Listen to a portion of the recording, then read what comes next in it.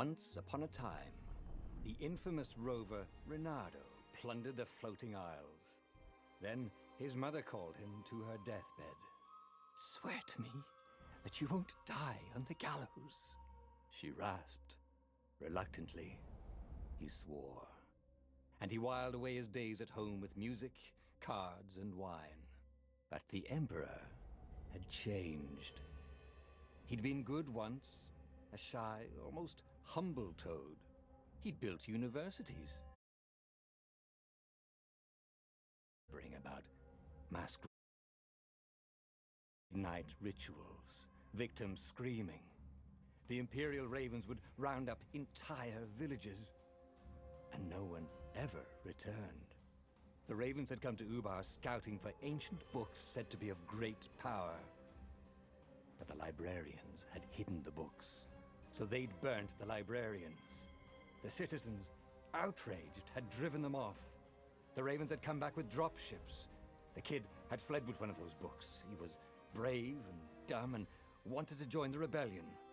And Reynardo had promised his mother he'd protect him.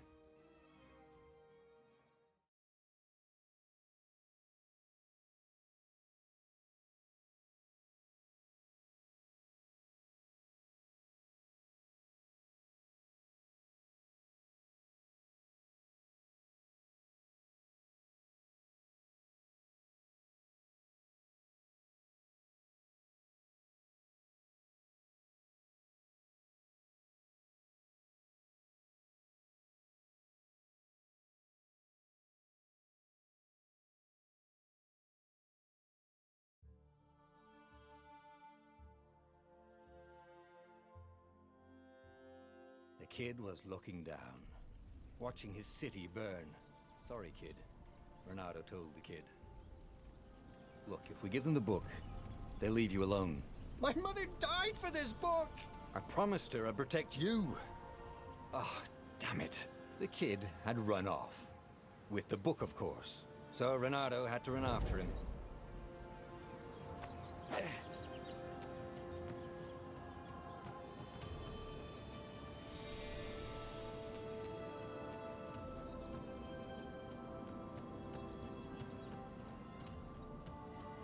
The two ravens were staring at the kid like he was their dinner, which probably was what was in their tiny brains.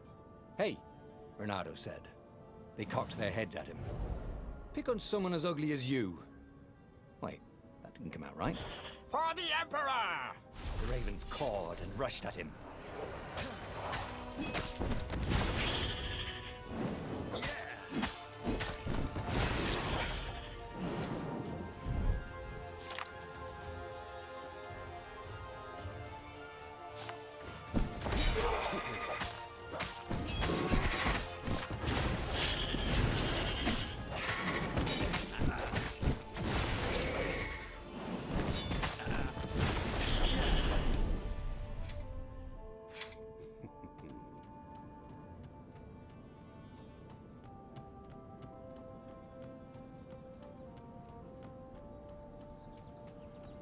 A dropship flew overhead.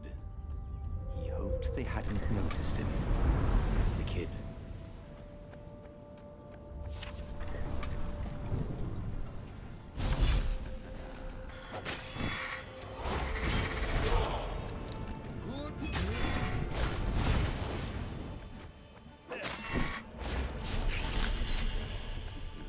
Oh, right. The Gate of Heroes. Someone's idea of a joke, making the Skyship docks a gated community. You needed a hero's sword to open it. And the kid was on the other side of the gate. "Who let you through?" "Promise me you'll take the book to the rebels, or I'm gonna steal your ship." "I'm not taking that damn book anywhere, and neither are you." "Try and stop me," laughed the kid. "I bet you don't even have a hero's sword." And with that, the kid hopped away. Had to hand it to the kid. He was an idiot, but he had guts. Where was Reynardo going to get a hero sword? I could forge a hero sword here, but I'm going to need ore.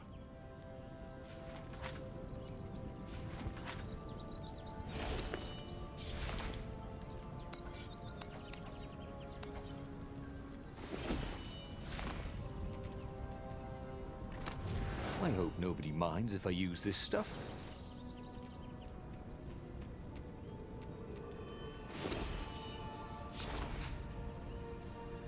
A hero sword. QED.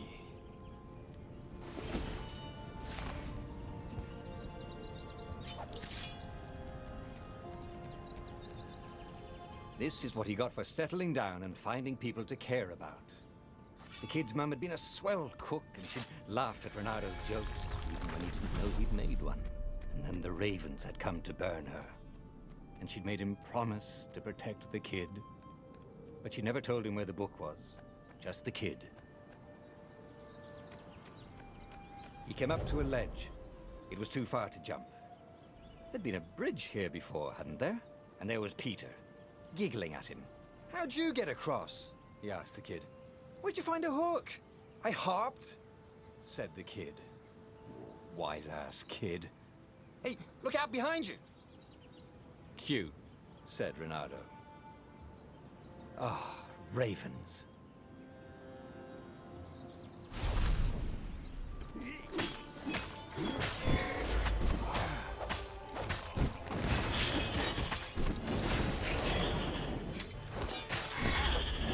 It was time to talk some sense into the kid. Just hook his way across the ledge and chase the kid down. Thing was, he hadn't used his hook since he'd retired. He'd done it. Maybe if he meditated at that altar there, he'd remember his old skills.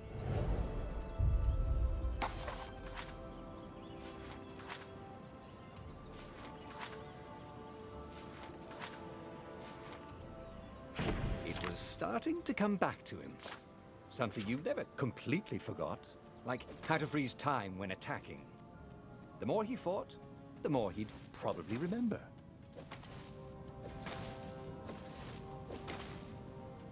And there was the Farfarer. She was the fastest ship he'd ever known. She could do the Kestrel run in 12 furlongs. Oh, so the salesman had told him. And something told him the kid was about to walk into an ambush. "Stop!" he shouted. "I'm not giving you the book!" shouted the kid, and took off. "No! Peter!" But the kid ran for it, and a goggler nailed him with its eyebeam.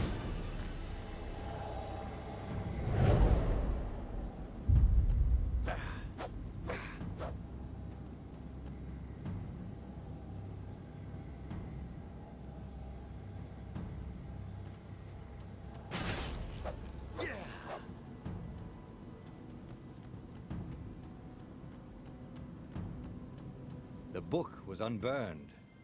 Next to it were the buckles from the kid's shoes and a kid-sized pile of ashes. Damn it. Why hadn't he lied and told the kid he'd take the book to the rebels? The kid would be alive now. Really pissed off and betrayed, but alive. Oh, damn it. Renato picked up the book. He couldn't let the Empire have it now. He was going to have to get it out of there. He'd be a wanted man. Probably have to join the rebellion just to have a place to dock. Well, he'd hated home life anyway.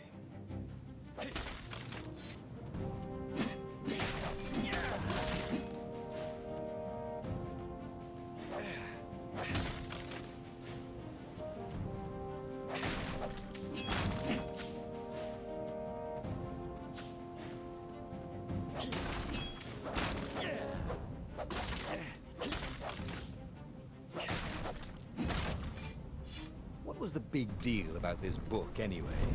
Maybe he should open it and find out. All that had been years ago. How many? The war was a blur, and now 3 Raven scout ships were chasing him. "Where are you running, rebel?" cawed the Raven captain over the loudhailer. Renato could see them cranking up their catapults. "Just going out for milk?" Renato yelled back. "Where can you run?" laughed the Raven horribly. Far behind him, another city was burning. The dark cloud above its island was thousands of Imperial ships. The fleet was doing a thorough job. Take us to the rebel base! I will spare your life! It cawed. The entire jury-rigged rebel fleet was only a few islands to the east. Beyond that were only the pillars of heaven. A sea of endless blood-colored tornadoes. The rebellion was out of time. Unless Renato could bring a game-changer. Maybe he could. Renato had found out where he could find the pieces of the Sky Ripper, the legendary weapon that had exiled the lost gods. Surely a legendary weapon could win the final battle. On the other hand, his old friend Lapino had sent Renato a desperate message saying he had a brilliant scheme to save the rebellion. If Renato could only rescue him. Renato dived the Farfarer towards the abyss. As he felt the heat of the jet stream, the Raven ships peeled off, not stable enough to follow him down there. Now it was time to choose. Lapino or the Sky Ripper?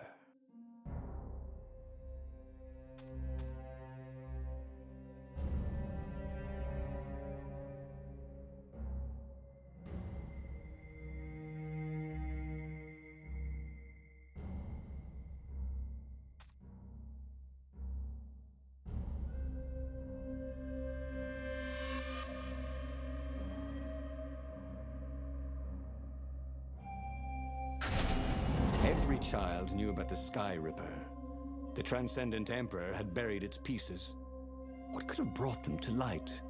This Emperor, Isengrim III, had once been kind, but he'd gone mad. And now he was conducting secret, obscene rituals to bring back the lost gods. Had he, somehow, summoned the long-lost components of the legendary weapon out of the deep places of the earth? It was more than Renato could fathom. But if he could find a legendary weapon, he would use it.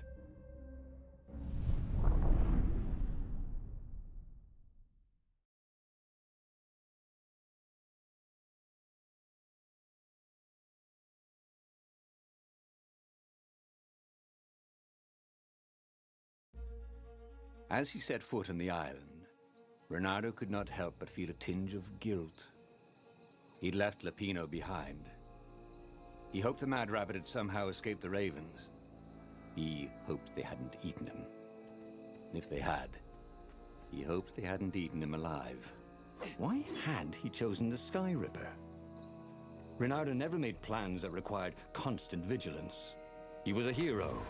He didn't think too much. He just went with his gut and hoped it all worked out. The Sky Ripper was a long shot. He'd have to devote himself to it. No side journeys, no rescuing old friends. That was against his nature. Could he stick with it?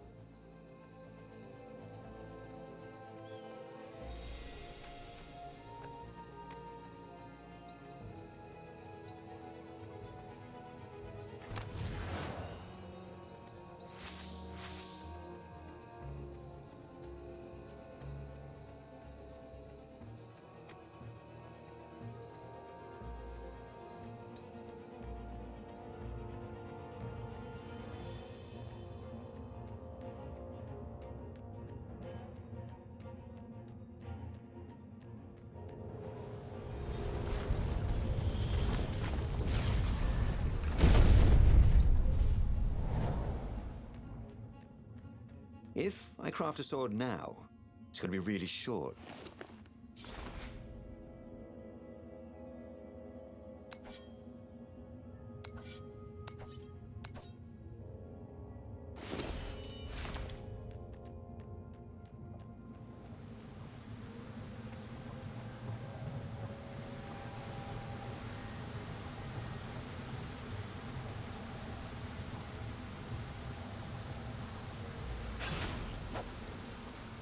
Well, the eyes have had it.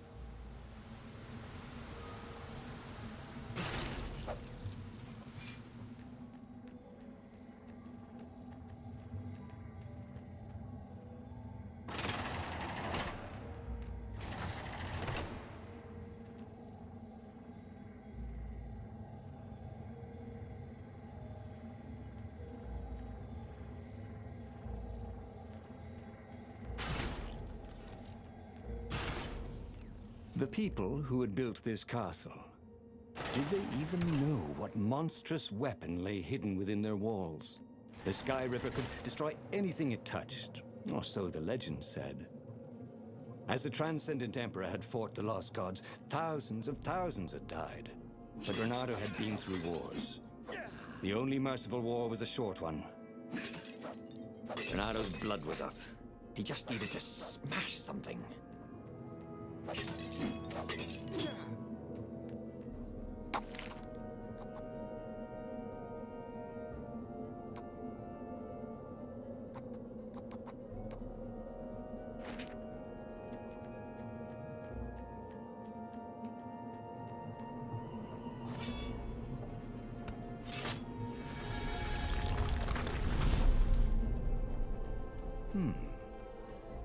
Hero wall, hero sword, ice wall, ice cube.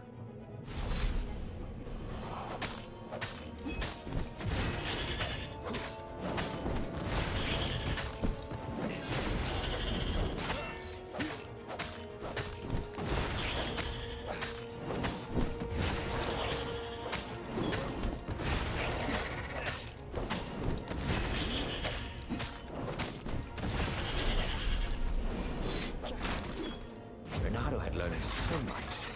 It was time to turn it into something he could use.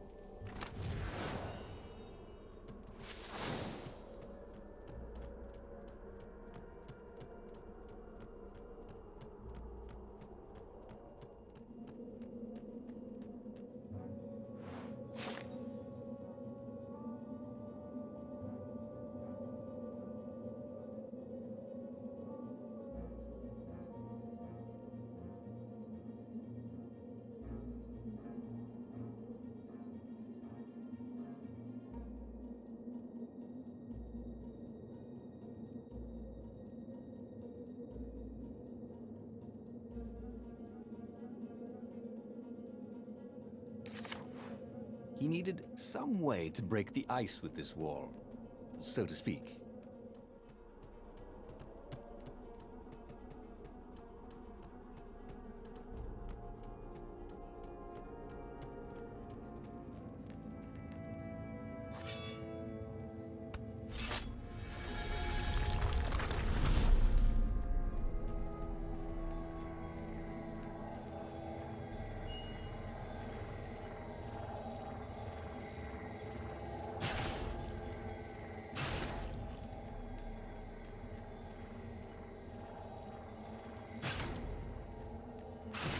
Boy, if looks could kill.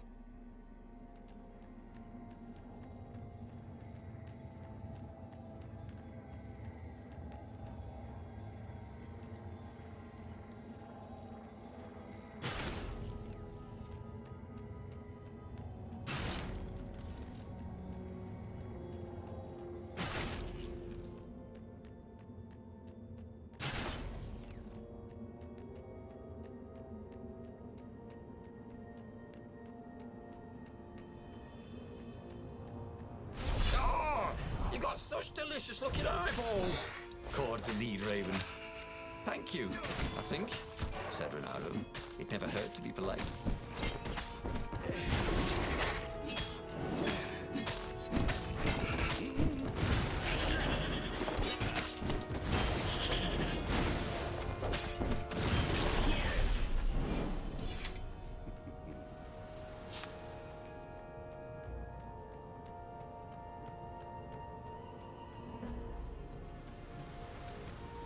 Ah, a puzzle. Renato loved puzzles, except when he couldn't figure them out. On the other hand, if there was a puzzle, it was probably meant to keep people away from something good.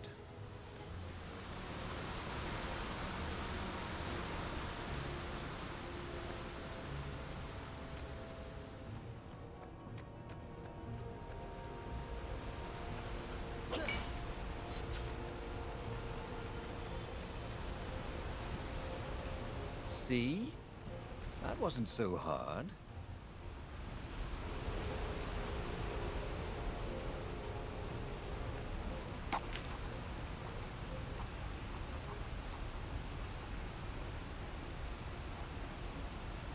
It was starting to come back to him. Something you never completely forgot, like how to freeze time when attacking. The more he fought, the more he'd probably remember. There it was. Skyripper's armature. The stuff that dreams are made of. Engineers' dreams, anyway. The device was intricate. No one alive had the skill to make a thing like it. How was it part of a weapon at all? He'd have to ask a scientist. But first, he'd get the second piece. Skyripper had a heart. A core that had come to rest on the next island. Well, there was another island he could reach. Zenobia had just invaded it with her father's Raven battalions. She must be encamped there still. But fighting Zenobia now, that made no sense at all. He'd already sacrificed one friend to get this armature, was it? He didn't need to hurry to face her. She would find him. It was a no-brainer. He'd sacrificed his old friend Lapino to get the armature. And the armature was useless by itself, only a series of coils and wheels. War demanded sacrifices, and he would make more before the end. He would have to choose the greatest good no matter how much it cost him. Zenobia. Well, he would see her sooner or later, across a battlefield or a sword's point before all this was over. He was sure of that. The power was in the core. Obviously, he had to get the core.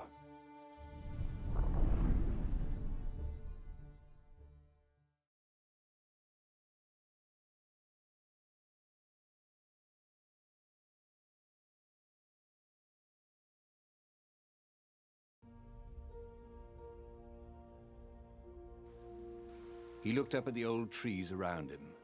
They were so big and so old. They'd been there before he was born, and they'd be there after he'd passed into legend. Was he confronting his own unimportance? What had got into him? He was no philosopher. Anyway, who cares? He was plenty important. He was a hero, and soon he'd prove it.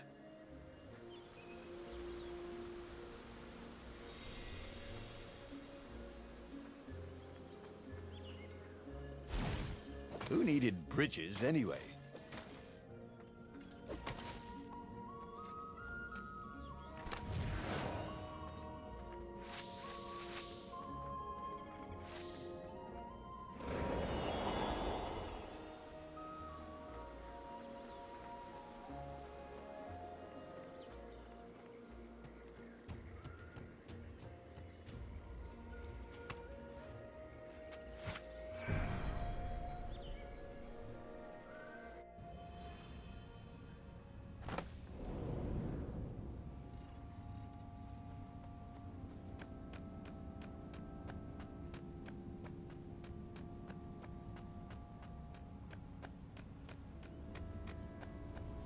There was something sour in the air. Like the earth had ruptured over something that had been fermenting for a very long time.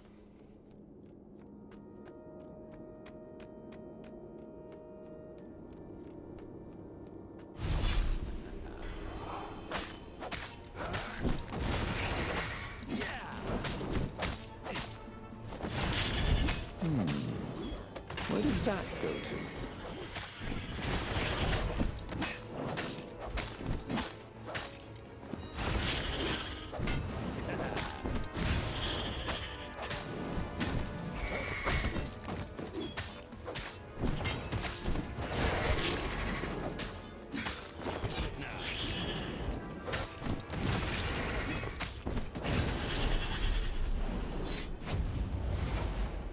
There were fewer and fewer trees. There were only these huge crystalline growths. Had those been here before? He no longer heard birds except for the feverish cawing of the ravens when they attacked. He couldn't smell the small animals of the forest, the mice and rabbits. Where had they gone? And he was getting hungry, too. This was an unhealthy place to be.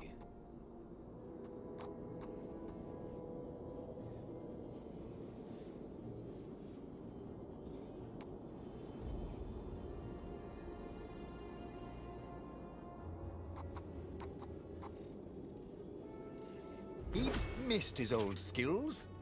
He welcomed them back like he was at a reunion.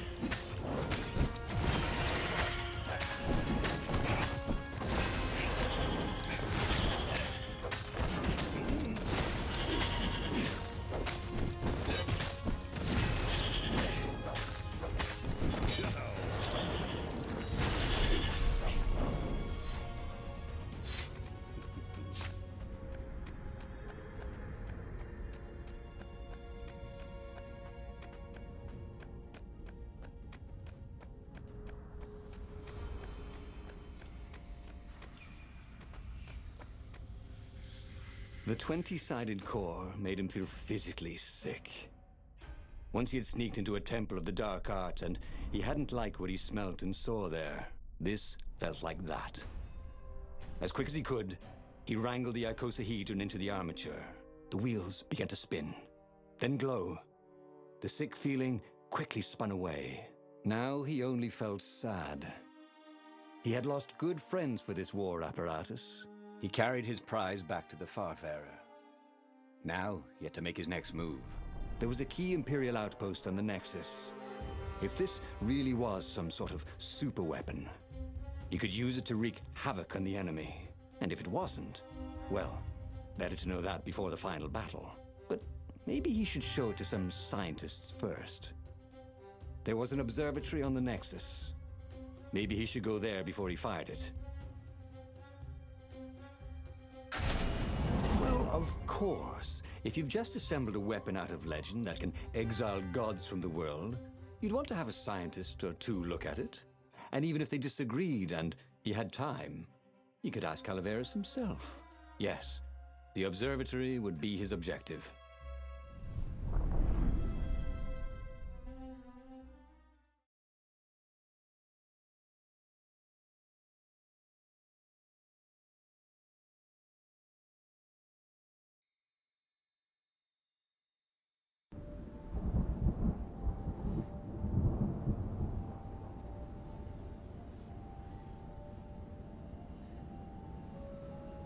Why had the parts of the Sky Ripper only surfaced now, thousands of years after the Transcendent Emperor had dismantled it?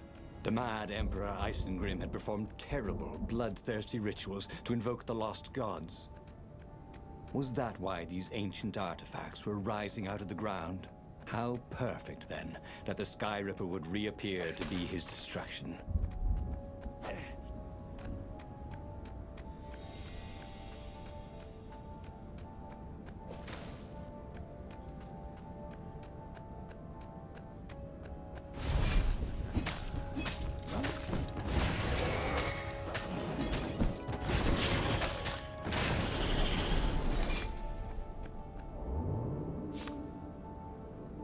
A very clever engineer named Elon Muskrat got his start making floating platforms. Not many people knew that.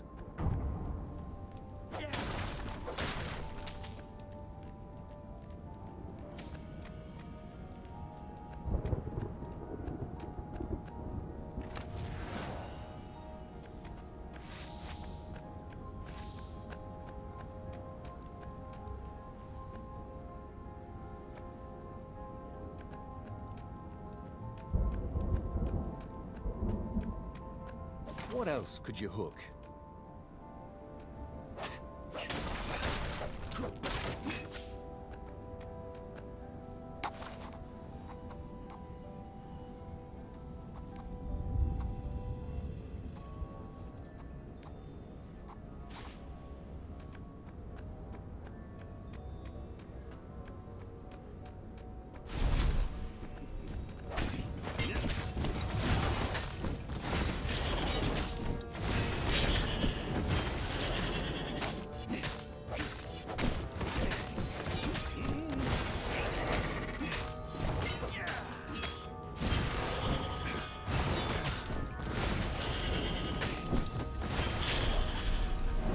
Renato had learned so much about... Ooh, what was it again?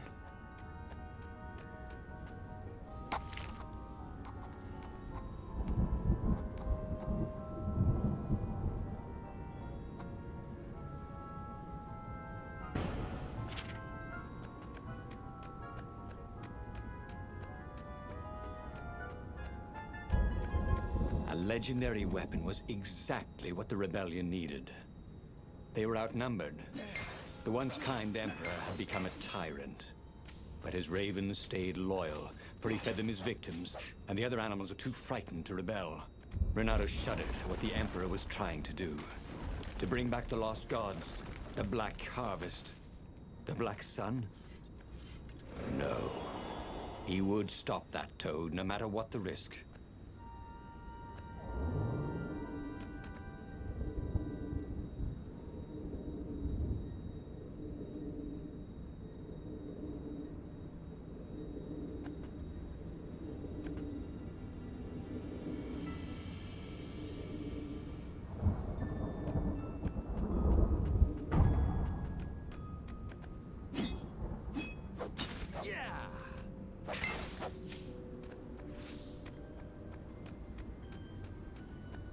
Renato's path was clear.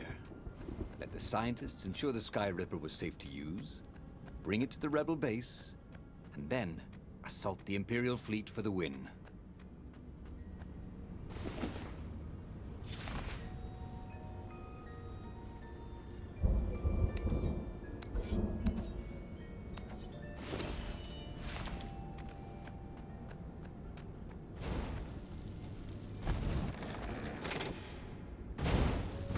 Energy spheres. Easy to dodge, but boy do they sting if you didn't pay attention.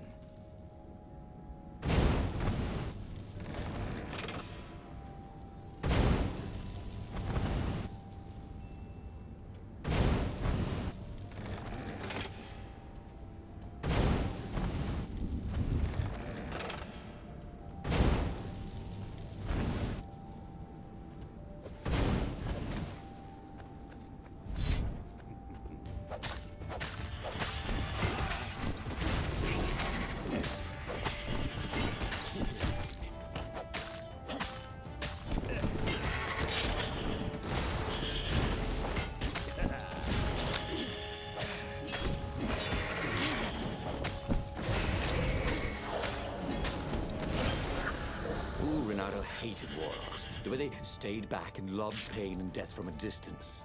Cowards. Really dangerous, effective cowards.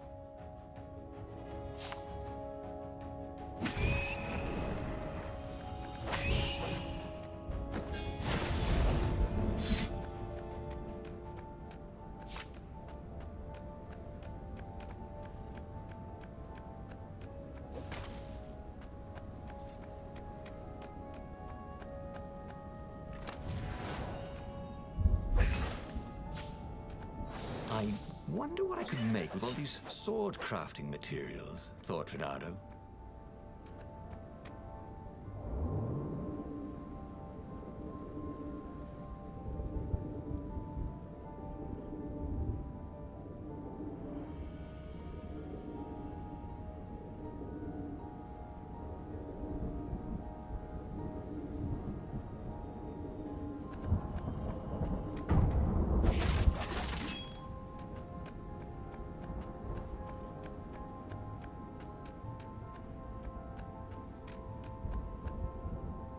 Renato was thrilled. The scientists seemed to think he'd put the Sky Ripper together right. But one toad was worried. Yeah, Sky Ripper could tear a hole in existence itself. There are invisible strings that tie the universe together. If Sky Ripper cut one, the hole would widen and widen till our whole existence fell into it. Another toad sighed. Irving still believes in string theory. At least go see Calaveras. Yeah, said the worried toad. He knows more than anyone else has forgotten about the Transcendent Emperor. If anyone could tell him how to use this weapon safely, it would be Calaveras. It was he who had told Renato how to find it in the first place. But Maybe he had to give up on using it as a weapon. Maybe he had to go to the secret rebel base and ask the generals there what he could do with a weapon that he dared not use. Renato was about to leave when he was stopped by one of the scientist toads. There is something else you should know. There are rumors the Ravens are searching for an ancient artifact on a nearby desert island. There are legends of something called the Iblis Stone, a gem of great and evil power. Where is this island? Asked Renato. Yeah, sort of that way? Said the toad, pointing vaguely west. The fleet was already there. There was nothing Renato could do about it. For the moment. Well, he should have known he'd have to consult Calaveras again. The scientists at the observatory were smart enough. But what did they know of the Transcendent Emperor? He hoped it wouldn't delay him too long. The rebels had scheduled the final battle soon. Every day they delayed risked the exposure of the secret base. And some soldiers were already drifting back to their homes and families. Calaveras would fix the Sky Ripper for him. And then he would win the final battle.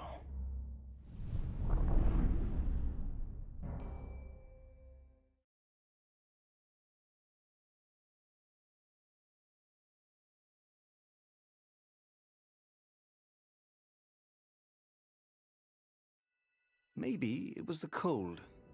But after a few steps, Renato's optimism started to slump. What if Calaveras couldn't help?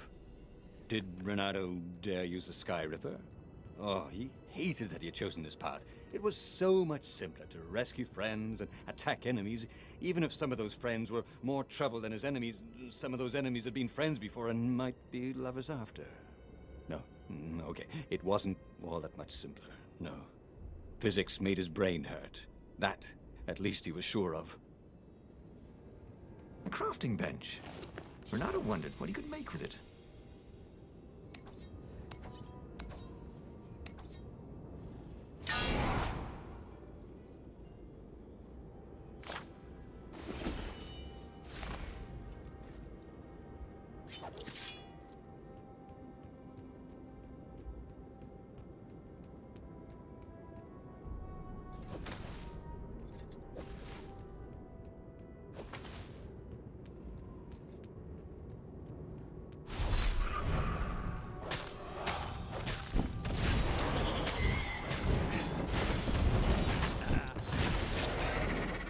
It was good to practice your moves, thought Renato.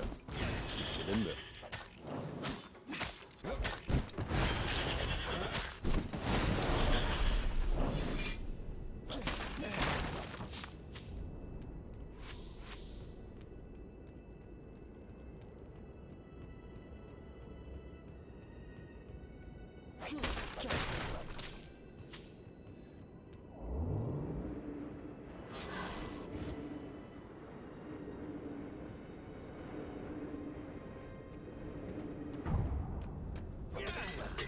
When Renato went to the china shop, for some reason the owner was always nervous.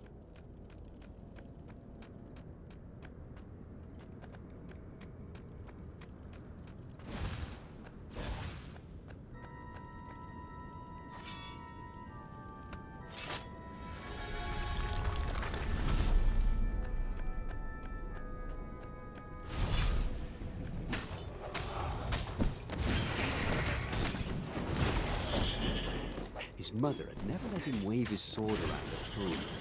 He guessed he was still compensating for that.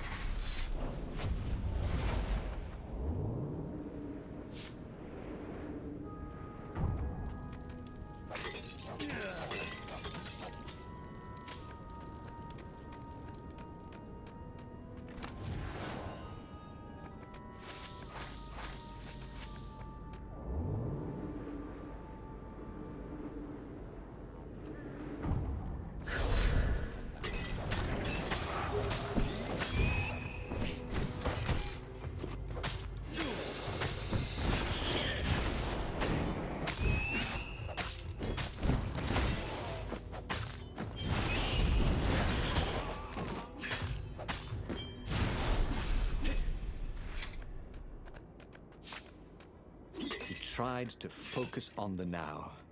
The ravens who seemed everywhere all the time. Where did they hatch from? Were there giant raven hatcheries somewhere, or did they have families? Ooh, he didn't want to think about raven mummies raising their darling raven chicks. Yeah, Calvaris would help. He would make Renato feel better about using the Sky Ripper, and then Renato wouldn't have to worry about ravens ever again.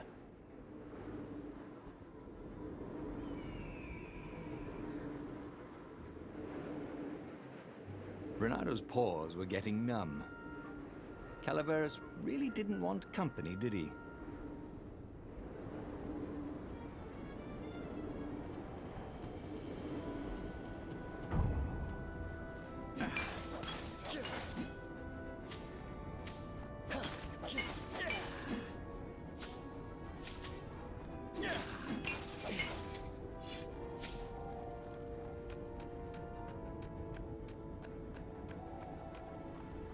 What were these poles, exactly? Parking meters from the time of the lost gods?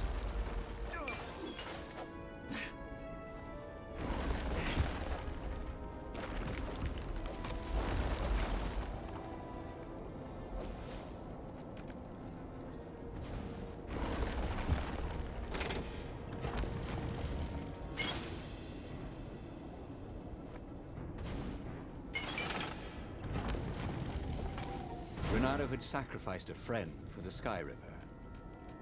It would be worth it if he could bring a super weapon to the rebellion. But the scientists had ruined everything.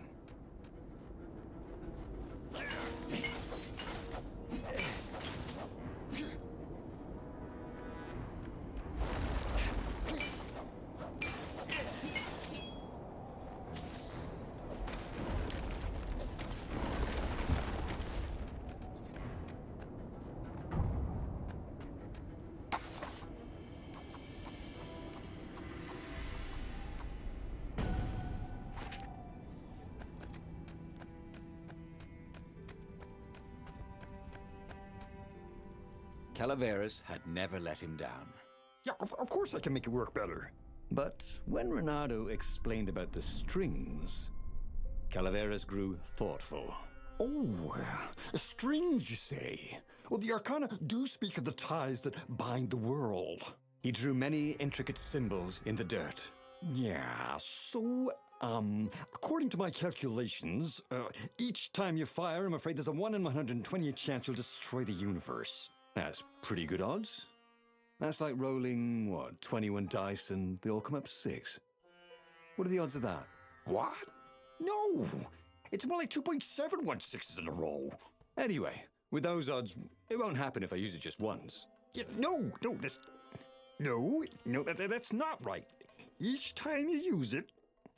Okay, look, just don't use it ever. All right, I guess.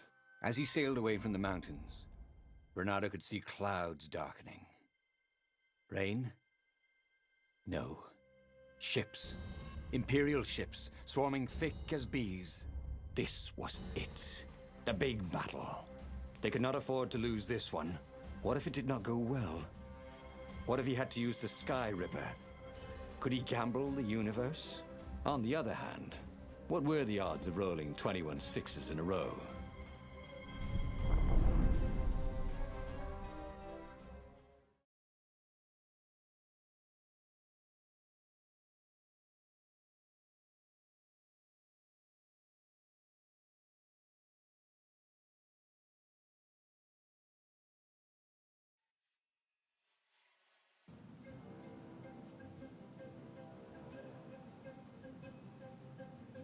The battle was not going spectacularly well. What had the rebels been thinking? They'd been thinking he would bring the Sky Ripper, or the Iblis Stone, or that he'd sideline Zenobia somehow, or turn her. Couldn't he use the Sky Ripper just once? After all, if chances were 1 in 128, that meant he'd for sure be okay the first time. They'd get worse each time he used it, but the first time would be okay, right? He wasn't sure that it was right. So he didn't fire the Sky Ripper. He just brought it along, in case.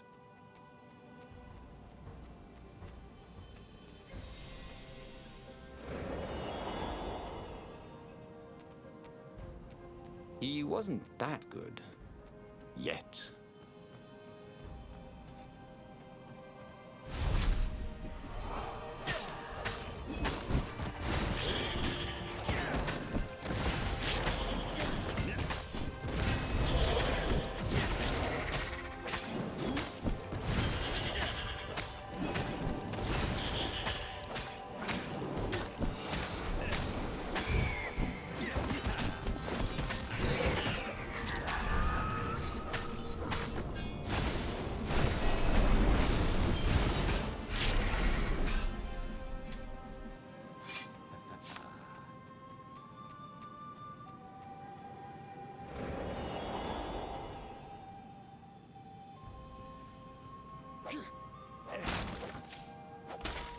Bernardo felt a little better.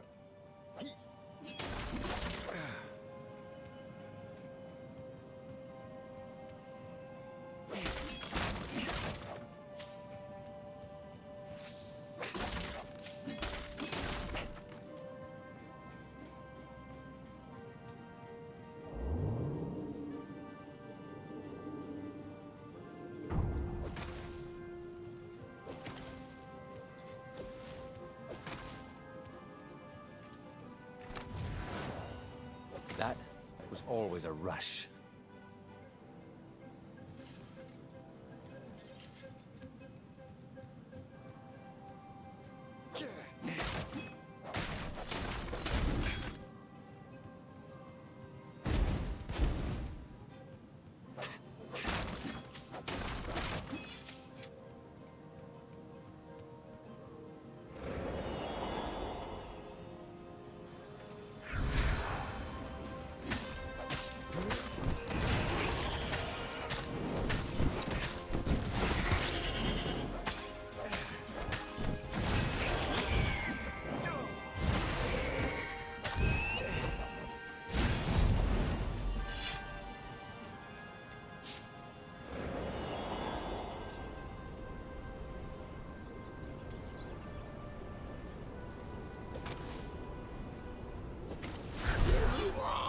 Interrupted story time. Caught the lead raid. Now we'll never find out how it ended.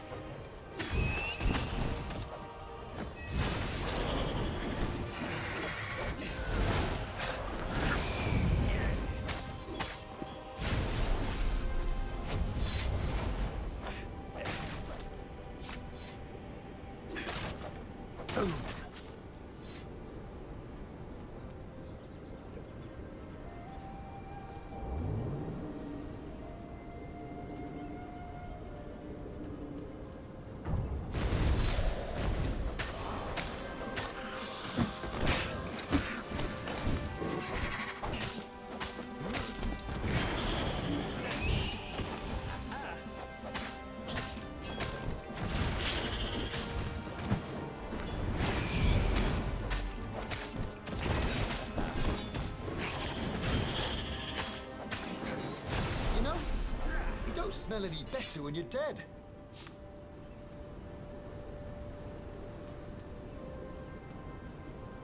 Someone had told him the odds didn't change just because you'd had a streak of good luck. His gut told him that was wrong, though. And he always listened to his gut. On the other hand, 128 chances to win. But one of them, he'd destroy the universe. Ooh, that seemed a bit serious. Maybe he could defeat the Emperor without firing the Sky Ripper. Maybe he could bluff, but with a real weapon. Like in cards, when you had 3 knaves, but you pretended you had a fizzbin. That could work.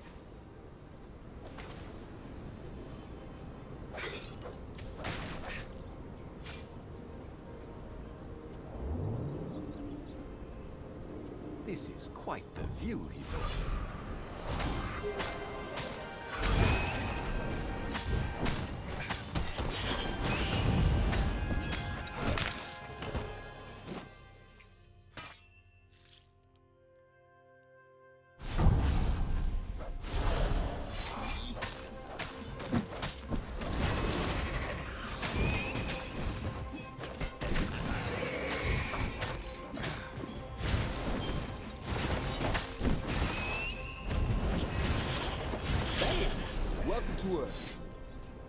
told the corpses. It was something he'd seen in a play once.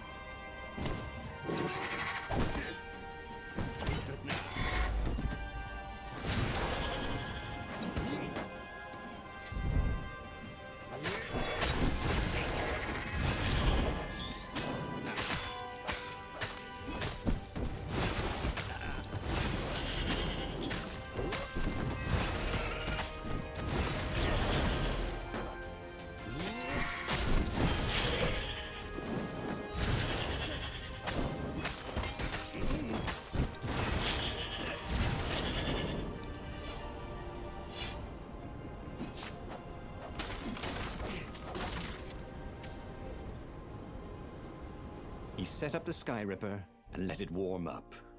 He would bluff if he had to.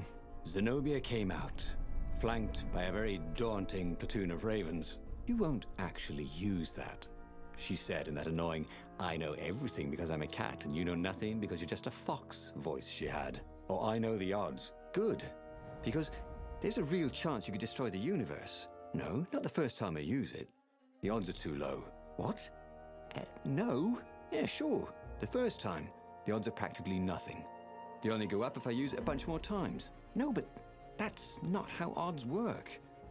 Didn't you pay attention in class? Now surrender, or I'll use it. Just once, he said. Don't. He felt sure the odds were with him. He had to go with his gut. That's what heroes do. Fire, he said. Please? The Sky Ripper fired. With a tremendous whoosh, the Emperor's flagship went up in flames. It was awesome. And then he noticed there was a hole in the air. A blackness, like a tear in a parchment. Wind was blowing into it, widening it. It grew larger, and even larger. Crates fell upwards into it, and the world itself seemed bent, like the reflection on a curved mirror, as it poured into the ravenous hole. Ah, 1 in 128. What are the odds? Thought Fernando, and then everything fell into the hole and was gone. Okay, that was weird. He could have sworn he just died. Instead, he was on the Farfarer, sailing away from Ubar. And it was still burning. He'd fled burning Ubar years ago, hadn't he? And now he was back there. Had all those years fighting the Empire been nothing but a vision into the future? A useful vision if it was true. He'd learned something. The core was powerful. but dangerous if used improperly.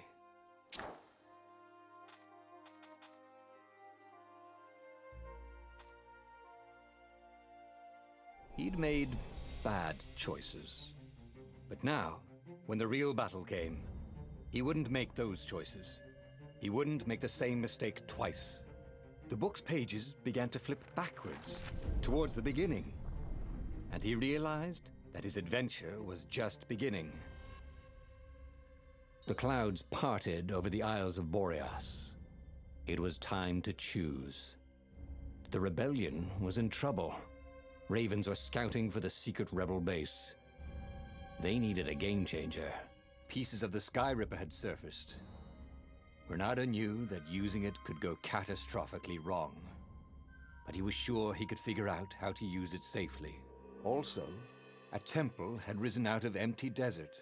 The Emperor had brought the Sky Ripper pieces up out of ancient burial by his obscene rituals. Could this be where the Iblis stone was hidden? Someone better get it before he does, thought Renato. On the other hand, his old friend Lapino needed rescuing. Lapino was no game changer, but could Renato really leave an old friend to the Ravens? The island was windswept desert. No one went there except ostriches and ostrich hunters. The Iblis stone. It sounded ominous. It sounded powerful. If the Emperor was searching for it, it must be dangerous. And so, Renato went ostrich hunting.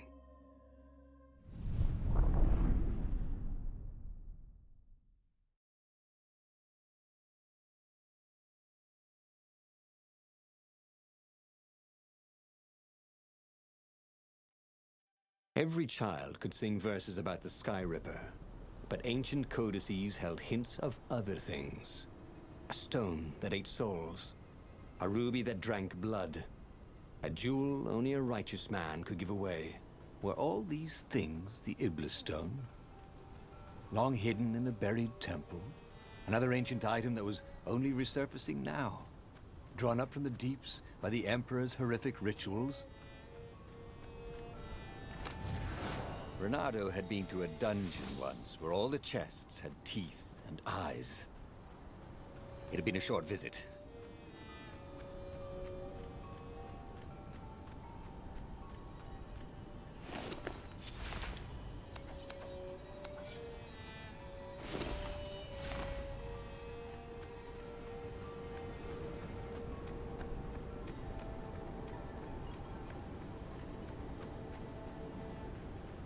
The air here tasted bitter. The steps were too tall for a person. The entire place felt restless, like it had been vexed to nightmare under the dust, waiting for its hour to come around at last.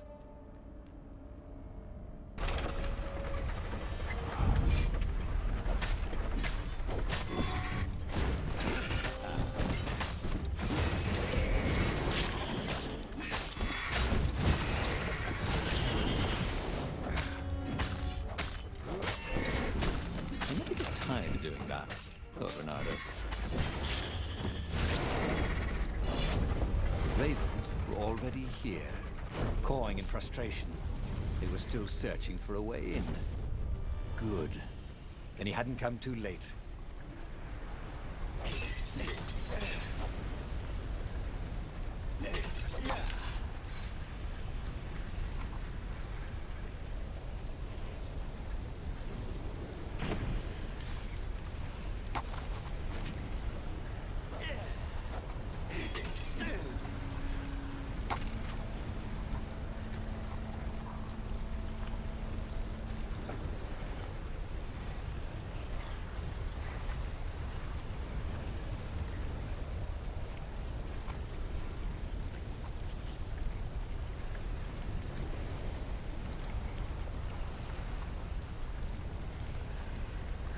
Every day he was getting better and better.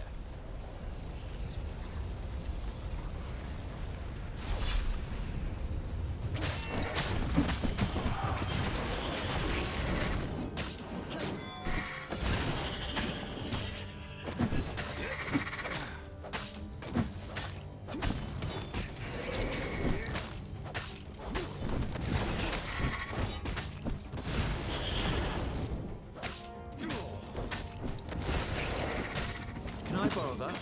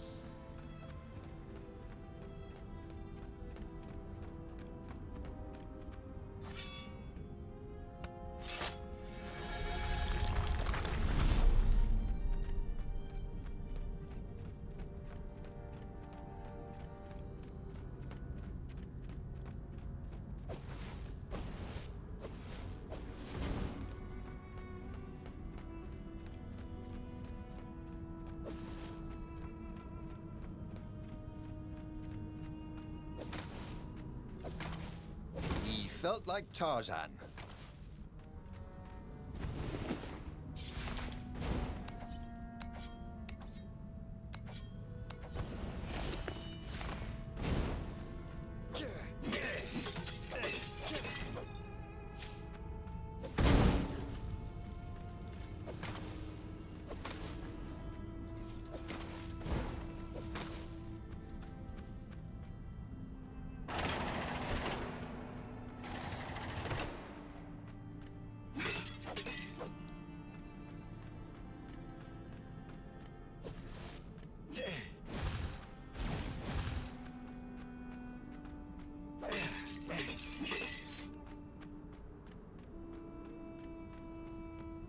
Can't we just agree to disagree? Said Ronaldo. No?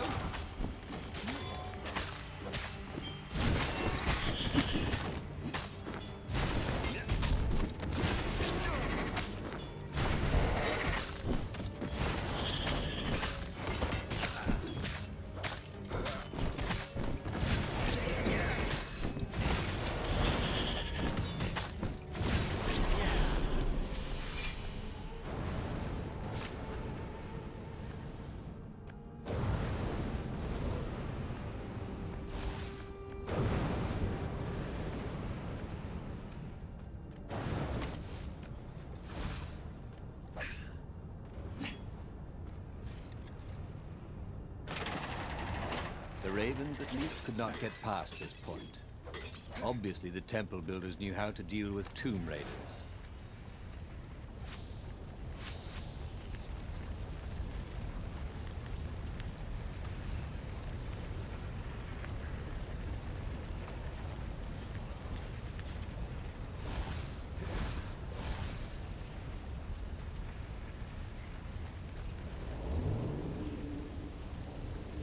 Oh, this really didn't have much in the way of safety features, did it?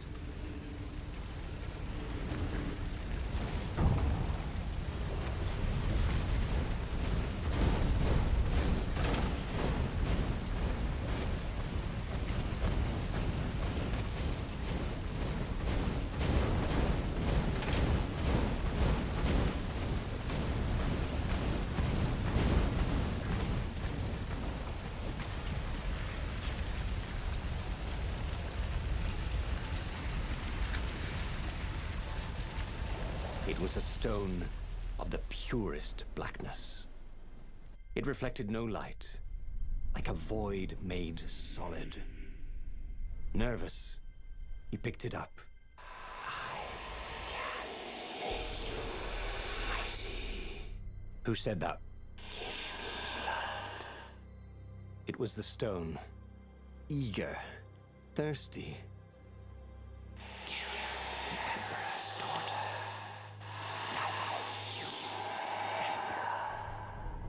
That seemed tempting and terribly wrong. Zenobia was the Emperor's greatest general and a potent witch. But they had been close once, and Reynardo wasn't sure he really wanted to be Emperor. Why not capture the core of Skyripper instead? It was the eye of a lost god torn out by the transcendent Emperor to power his greatest weapon. "Not the core," said the stone anxiously.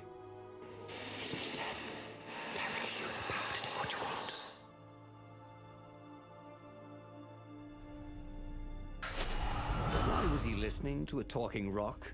Ah, but the rock had a point. If the stone could truly turn him into a powerful warrior, he could defeat the Emperor with the very weapon the wicked old toad had sought for himself. To be a hero, you had to sacrifice old friends sometimes, especially when they've become enemies.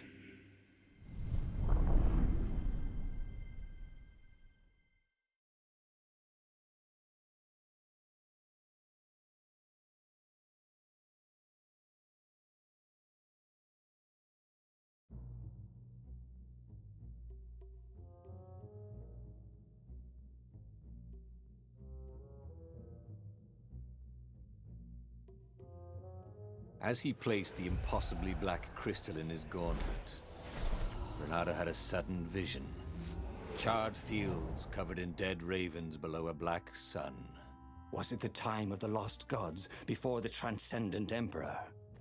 Was it the future? Feed the souls, it whispered. Take the power. He could feel the stone's hunger for souls, its thirst for blood. All right, I get it. This was going to be interesting.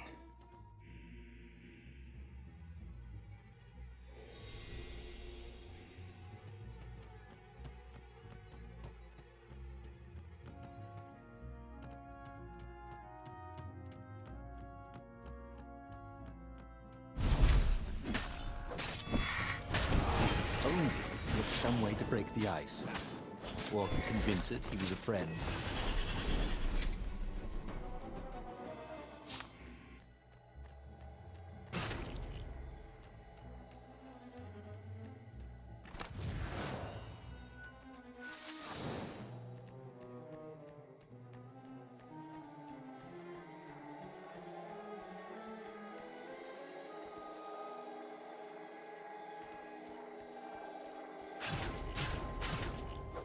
Say goodnight, Gracie, said Renato, wondering who Gracie was.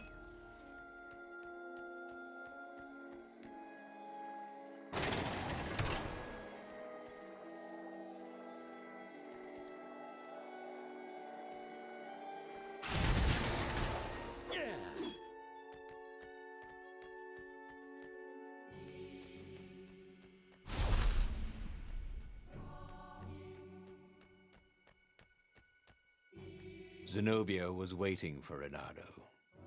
She was alone, confident as always. Fire danced at the tips of her claws. Are you here to surrender? She seemed as cocksure as he felt. But she didn't know he had the stone. And I've missed you too, love. He chuckled. She spotted the stone and bolted without another word.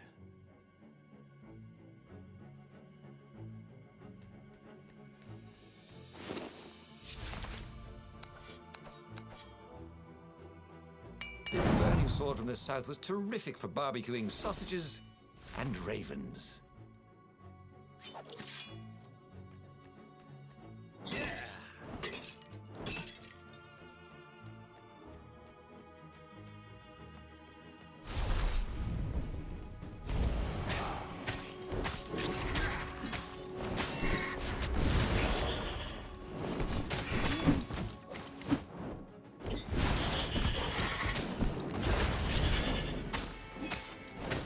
I'm sorry, was that your shield?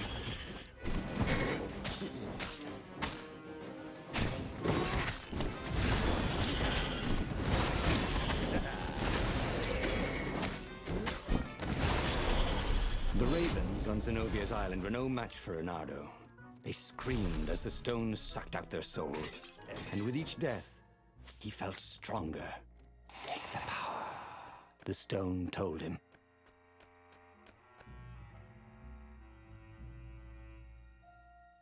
Finally, Renato caught up to her. He had never seen her scared before. At school, she'd been the determined, brave one. Now her eyes were wide, frightened.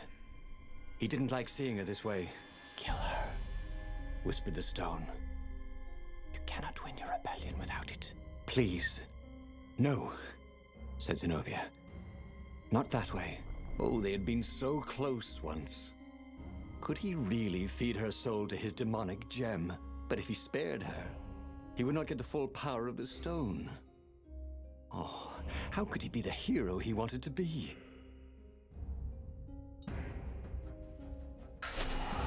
With a flick of his wrist, he slashed Zenobia's throat.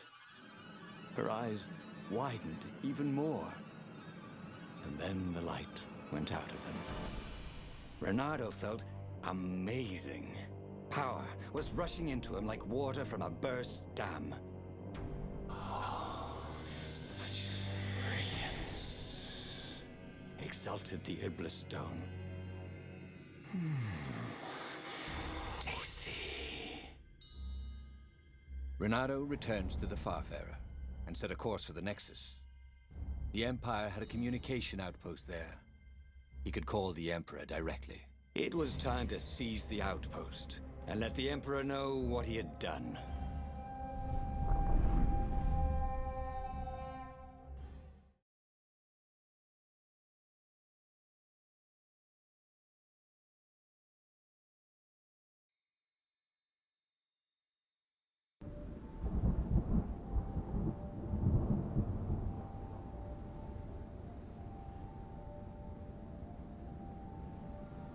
The Nexus was beautiful.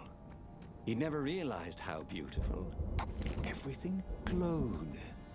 The wind was so sweet. The sun so soft. The stones so warm. The black raven feathers. Black feathers.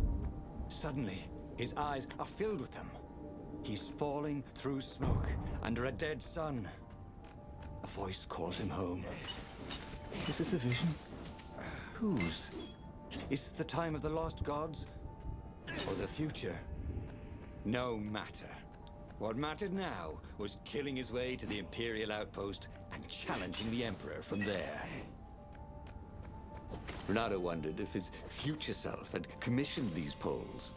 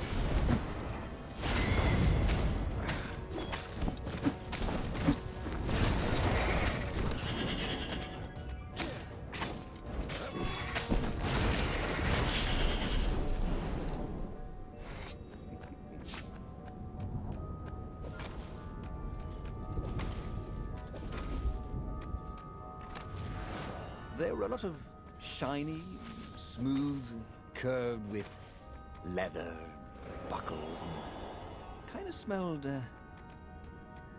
You know what? Never mind.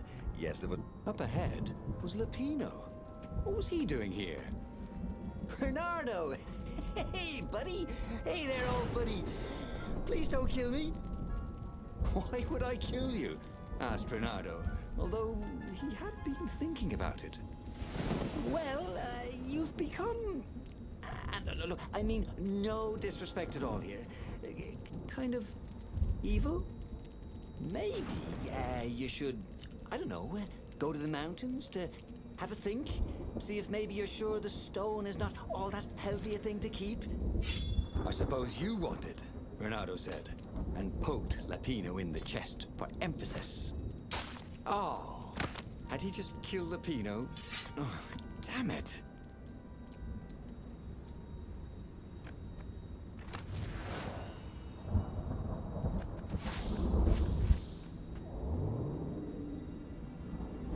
There was an inscription.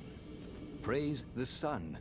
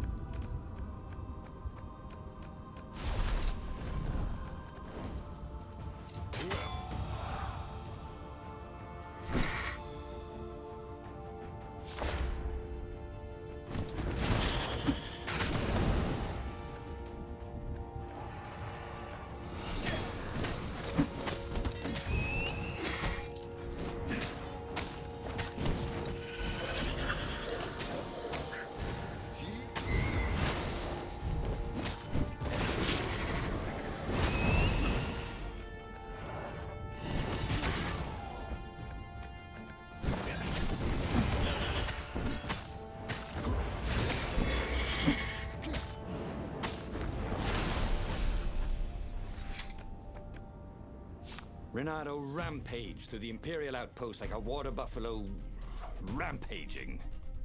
At the last moment, he remembered not to kill the far-speaker toad. After all, he wanted a word with the Emperor. But there was only silence. The Emperor was scared, like little girl. Well, he would gather the rebel army and slaughter the Imperial fleet. Yes! Applauded the Iblistone. Tremendous. Then the Emperor would have to answer his far speaker, wouldn't he? Who are you? Asked a distant voice that sounded uncomfortably like Zenobia. What have you become? The mountains. Go to the mountains, urged another that sounded a bit like Lapino. Renato called the rebel council to let them know to gather their forces. Then he killed the far-speaker toad. Why? Oh, because to make sure his sword was sharp. Oh no, that's awful. So no one else could use it. Yes, that's it. Then he set off for the ruins and the secret rebel base.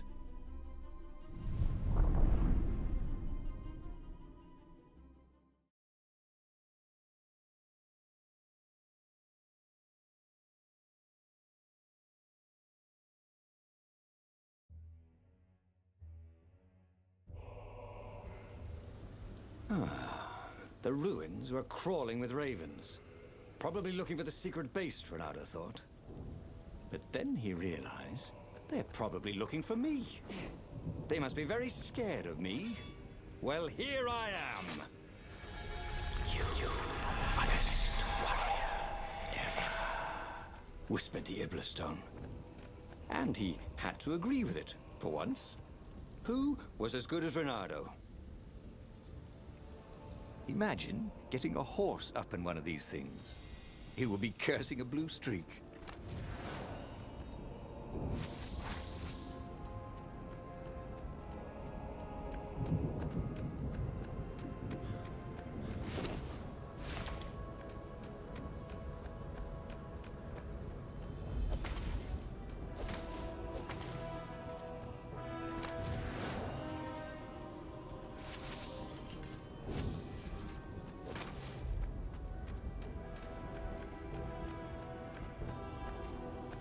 He was sort of yanking his own chain, wasn't he?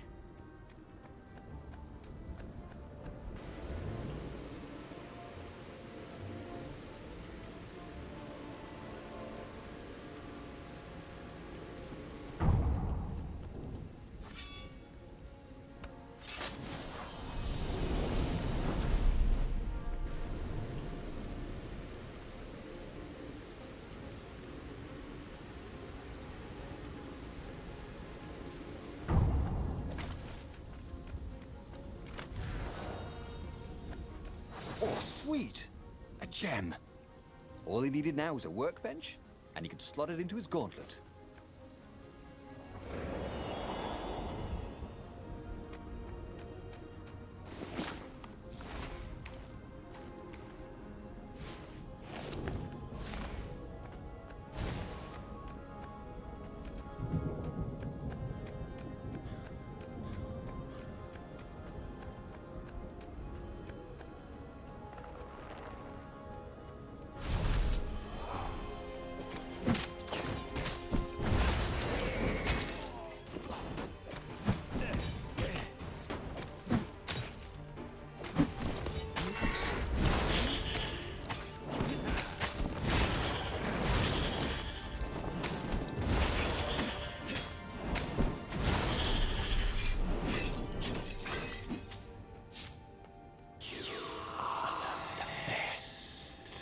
Urged the stone. Let me make you emperor. Come to think of it, Renato thought as he put down another raven, why shouldn't I be emperor? How did anybody get to be emperor anyway? By making war. Oh, I mean, not counting the transcendent emperor, obviously, who had banished the lost gods and started time. Yes, he should be emperor. He would make a great emperor. Right, Stone?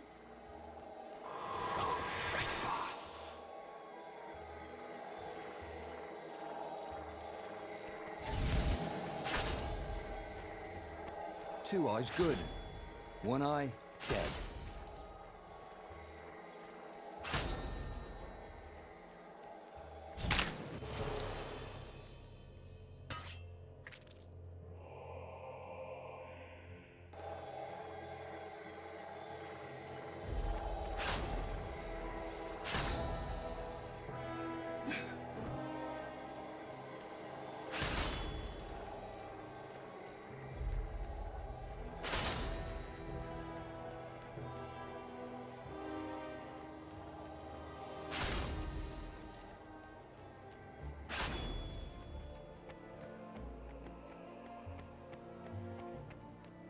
Huh? A lever? That was new. Most people still use doorknobs. The long stairs. So he was close to the rebel base. Nothing was on fire. So far, so good.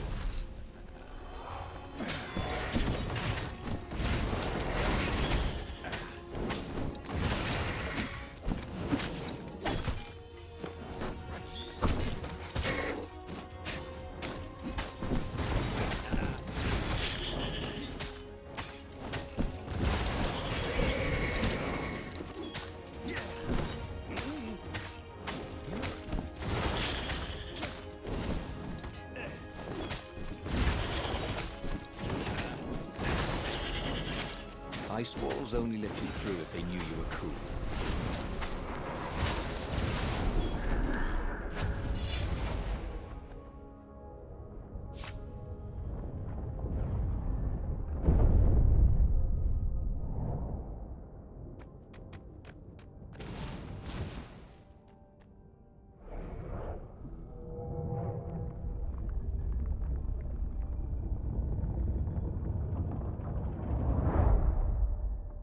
Renato strode into the council.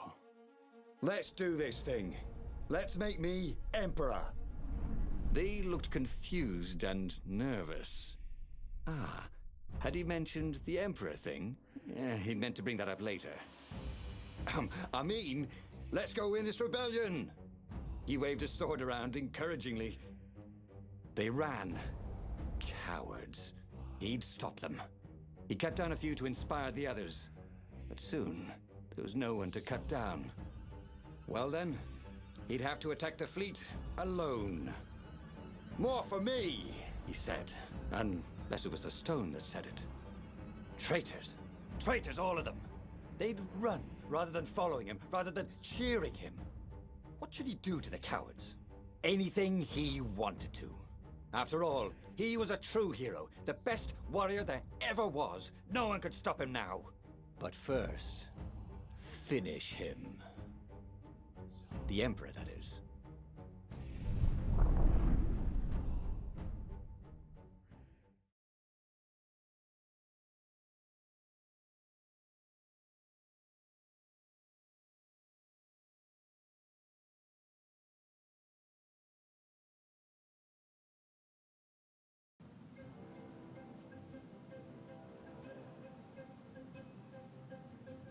Where was the rebel fleet? They weren't even trying an assault. They were going to miss a day in history. The downfall of this dynasty, and a new one to take its place. He didn't have to kill all the ravens. He could enslave them. And enslave the toads too. All the animals would worship him as a god. He had once been a god. They would willingly give him their blood and their souls. And the world would change, would become familiar again.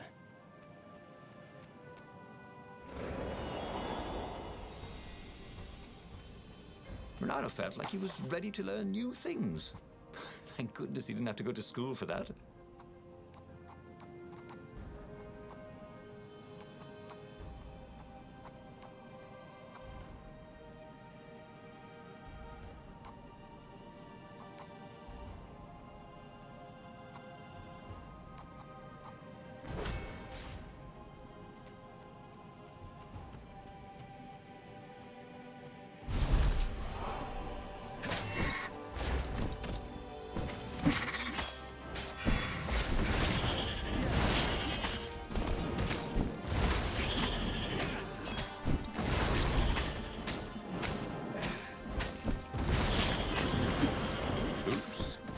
yourself, Renato.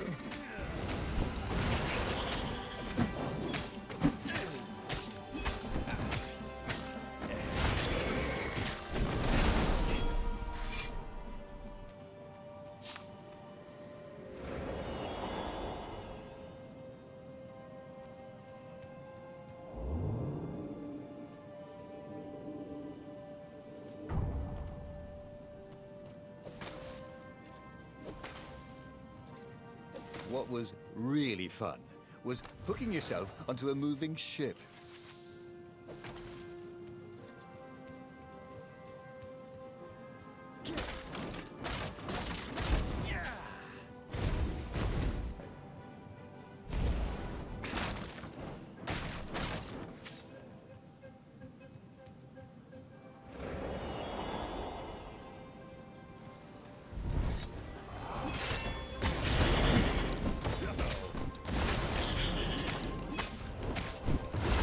I hear you're the dead, silent type.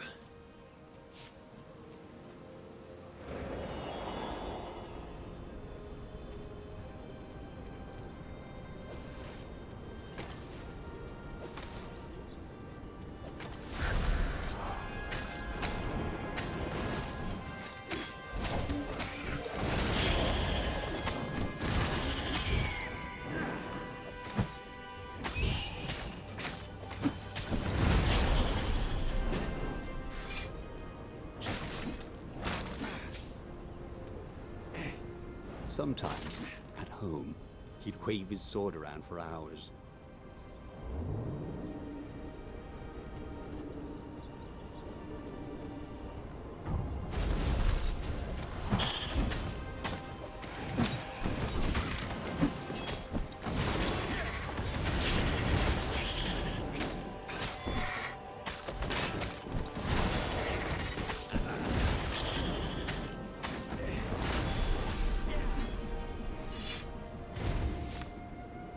Renato was glowing with dark power. Already the sun had dimmed. He could do anything, he realized. He could wrap the island safely in smoke again. He was beyond a hero. He was going to become a god again. How odd, he thought, that the Iblistone had nothing to say about any of this. Well, no matter. Once he killed this petty toad emperor, he would bring back the Black Sun.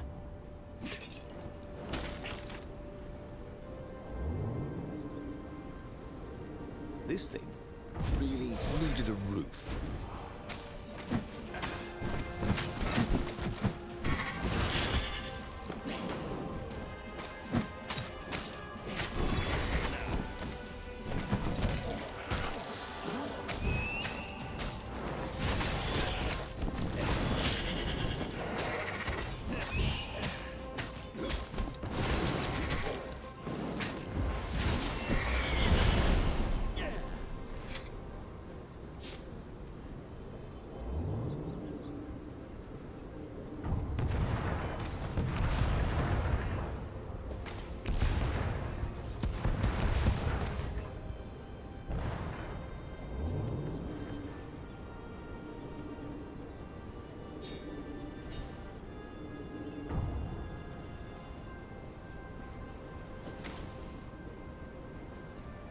Soon he'd confront the Emperor. Funny that this whole war had come about because the Emperor feared death. Now it was coming for him. There was some sort of lesson there, wasn't there?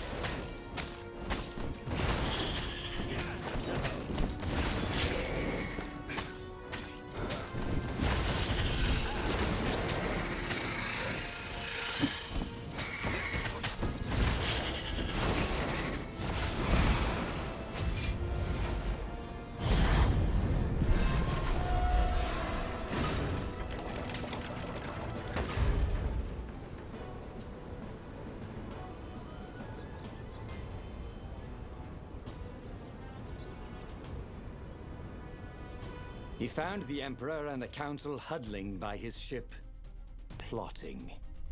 They saw him and cowered before him. Back to hell, fiend. Croaked the Emperor desperately.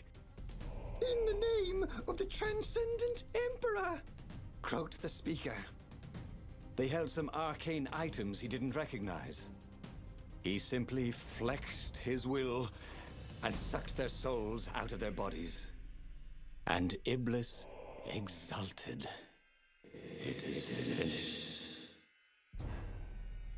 And the void that had been a mere stone on a sword expanded. It stretched and ripped like a vast womb. And a gaze, black and pitiless as the sun, passed through the void into the land. And so time ended. Renato stared at the book. He was still alive. Again. And still only flying away from burning Ubar. Had he lived that adventure? Or only dreamt it? Had he really died? It felt so real, not like a dream at all. And he'd lost again.